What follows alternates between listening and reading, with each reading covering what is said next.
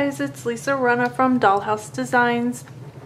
Today I have an assemble this video tutorial on mirror stamping.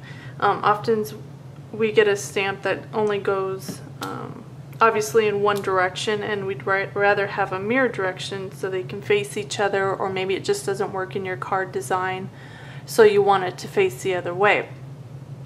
So today we're going to attempt a couple different techniques to see which one is the best way to get a mirrored image from a clear stamp. You can use this with rubber stamps as well. I just happen to be using the stamp set that's included in the July 2012 Paper Made Bakery Kit called Tea for Two.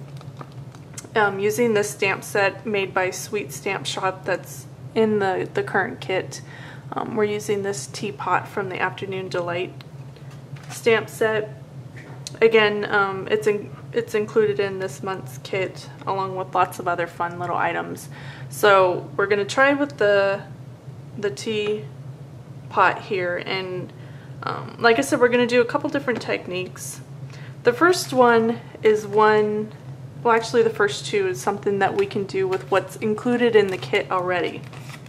This is what the embellishments come in.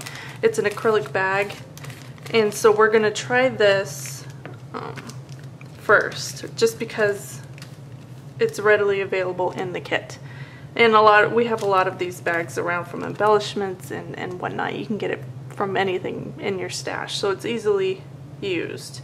And you want to make sure you have a really juicy ink pad and one that will stay wet longer. Chalk inks are not good for this. They dry too quickly. This one is a pigment ink from Hero Arts. It tends to stay a little wet for a little longer. Honestly, one of these pigment inks from Colorbox would probably work the best, but I don't have a brown color, and that's the color I really want. So I'm trying it with this Hero Arts ink first. Hero Arts ink is similar to Memento ink, so if you have something like that, you can have a reference to how this ink is going to work. So I'm going to ink it up really well. I'm going to do this quickly. Stamp it on the acrylic and then flip it over and then kind of rub it onto the paper here. So it's sort of like a rub-on. Now the acrylic bag is kind of slippery, so my stamp moved just a little bit. I'll be honest with you, the mirror stamped image is not going to be as crisp and clean as the original. So here's the first one, which it transferred fairly nicely. Like I said, it's not going to be very crisp. So this is the acrylic bag. Okay, so that's the first one. Now the next one we're going to do is, this happens to be an acrylic sheet, almost like a transparency. This came included with the stamp set. So again, easily to find some laying around.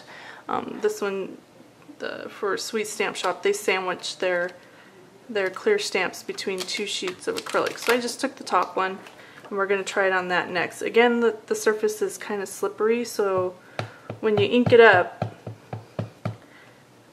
you want to kind of stabilize it as much as possible and try not to move it around. So stamp, lift straight up, and we'll lay that. Oops, I totally moved that.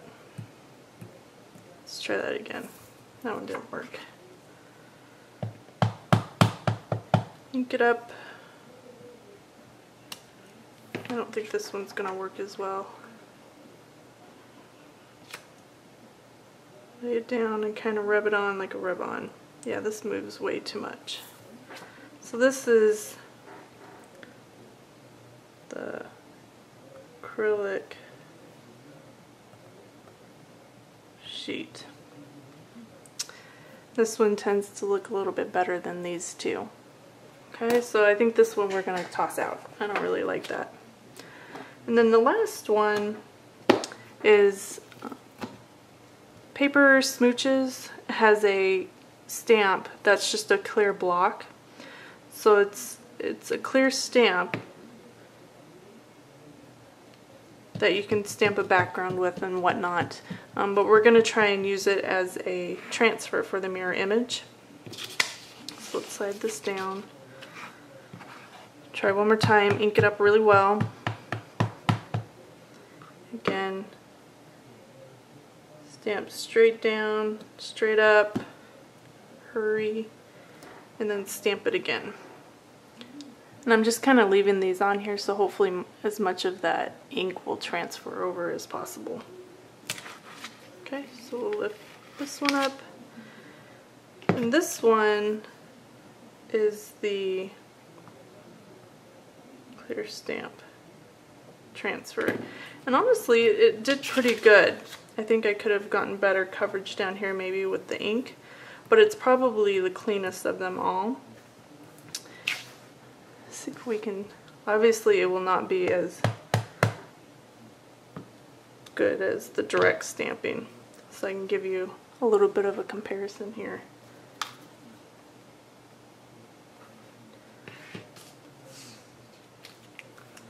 So there are our 3 examples.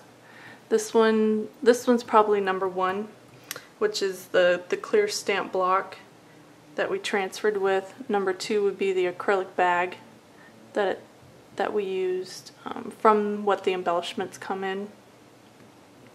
Obviously, like I said, they're not as brilliant of a stamp as just the straight stamping, but it's kind of fun. It would work if you wanted a mirror image.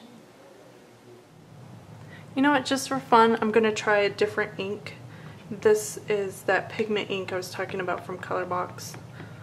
I'm going to make sure it's really juicy, and I'm going to use the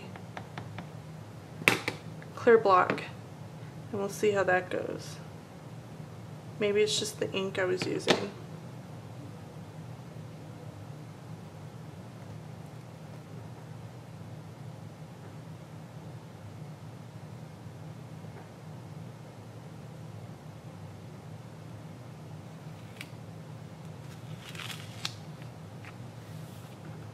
No, just doesn't seem like it. Does an okay job. I'm wondering if Versamark and embossing powder might do a better job. Anyway. Okay, so I used the clear block, acrylic block, to stamp it onto some pattern paper. And honestly, it just does not transfer all that brilliantly.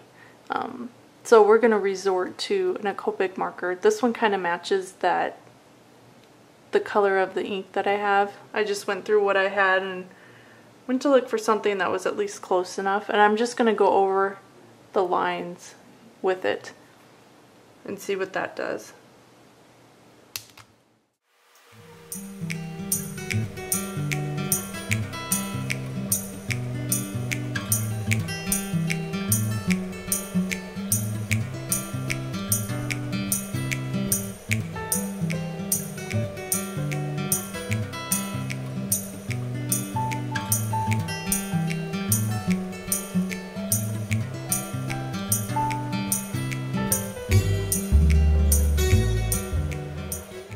Okay, so here's the results of our tests here. Like I said, I've never tried any of this, so these were all just first attempts. There's probably some better ideas out there, but this kind of gives you an idea of what I've gone through. Again, the acrylic bag is okay. It's a nice alternative to the clear stamp if you can't find a big block clear stamp. That seems to be the best transfer image.